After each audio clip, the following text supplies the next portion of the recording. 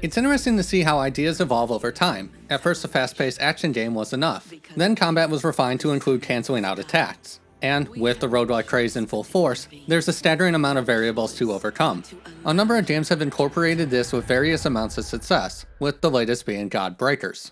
With multiple different weapons, bosses, the ability to steal enemy attacks, and up to 4-player co-op, is it yet another great 2025 release, or is it all sizzle? Some unnecessary bits as well. Let's see if you still know how to move and fight. You have made it to the top. At its core, Godbreakers offers a poignant tale about the dangers of AI, presented through environmental storytelling. The first scraps can be found via random collectibles or by defeating bosses. Later quests will unlock new dialogue paths that continue to expand. Mind you, it's never much. A couple of lines here, maybe a statement there, but it gives context to this otherwise alien world. That is, assuming you can overcome the various challenges. Did not bring you back just for a stroll. Like narrative, gameplay is shockingly straightforward. There's a basic and heavy attack, the ability to dash, and a jump. Combat is further expanded through the Archetype System.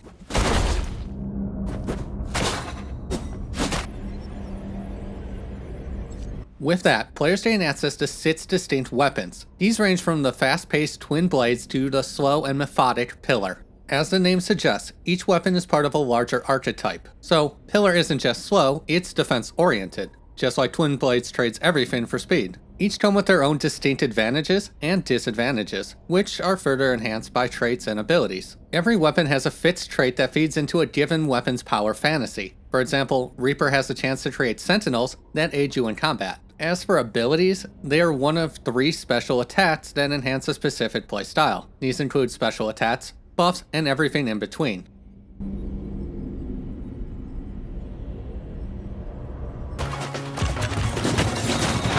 The other big combat trick are Godbreak attacks. This interestingly named ability has 2 distinct functions. The first is a quasi-finisher that converts an enemy into a single-use attack. It's useful for quickly dispatching annoying foes or avoiding damage. Once an enemy is converted, their signature attack can be used at any time. These offer a lot of combat potential, not just for the power, but the sheer number of attacks that can briefly stun an unsuspecting foe. Oftentimes, supplemental things like this are far more useful than the damage itself. Successful runs ultimately come down to utilizing these skills correctly and making the most of your RNG.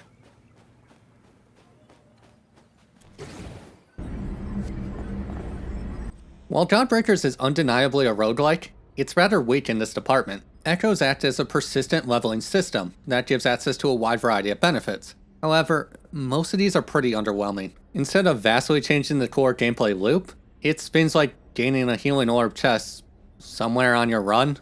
I mean, it can be useful, but it can also be useless if you gain it at the wrong time. Even practical skills are relatively minor things like faster healing item use. That isn't to say the system is bad, it just doesn't do much in the grand scheme of things. At least next to something like Absalom, which offered immediate benefits like another revive, more health, and an additional special attack. Levels also feel interchangeable. It's hard to explain, as I know the layout and details vary, it just doesn't register as different. You're going to fight the same enemies, they're going to do the same thing. It doesn't gain a bunch of depth if they spawn on the left instead of the right, or I get 3 enemies in arrangement A, B, or C. In addition to layout, builds are somewhat RNG based. Take the Essence system. They can be purchased from vendors or found throughout the world. Every slot has a fixed ability, so if I want to focus on exposed vulnerability, I can do that on each and every run. The only random element is how many I find. Maybe it's 1, perhaps it's 10, but there's a decent chance I'll find a few. Fragments offer a bit more diversity. Instead of having a fixed ability, there's a handful of options that provide a specific benefit. These are balanced by each piece having a set spot. The same is true for equipment,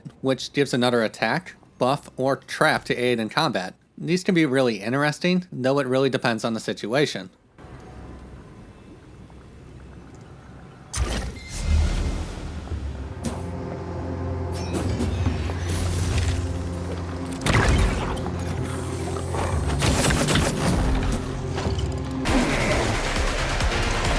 When it comes to games like this, difficulty can often be the make or break, and to be perfectly honest, it's in a weird place.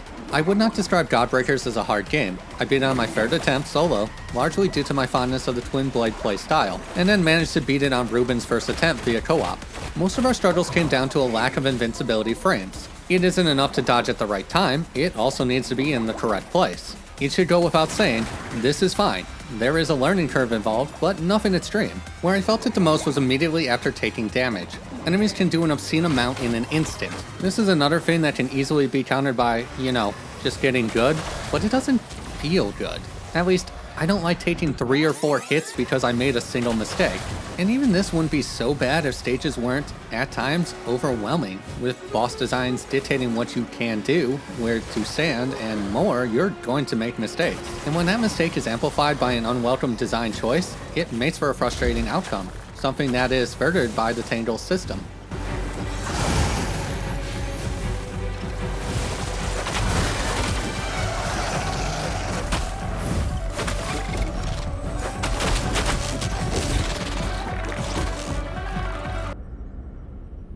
After a successful run, the difficulty can be further enhanced via Tangles. These optional challenges have a substantial impact on the gameplay loop. I enabled one where defeating enemies leave explosive mines, and it significantly increased the overall difficulty. Godbreak an enemy?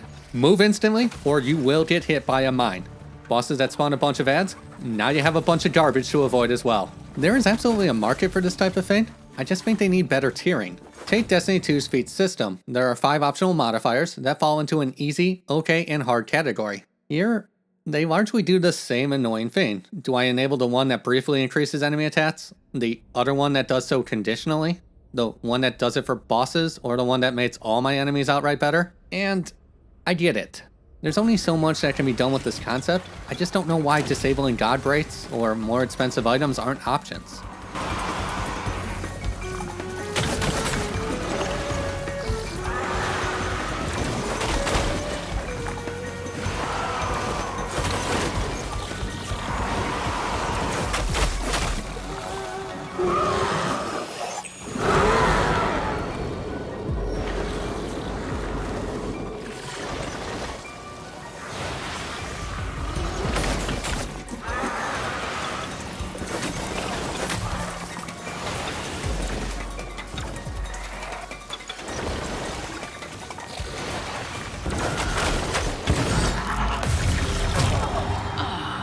The smell of freshly cut flowers.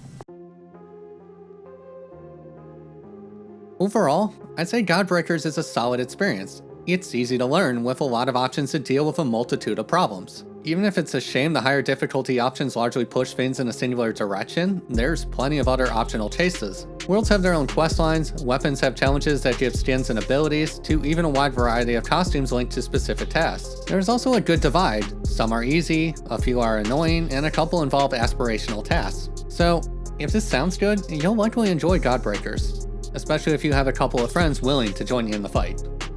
Hey, thanks for watching. If you found this helpful, don't forget to leave a like, and for more content, please subscribe.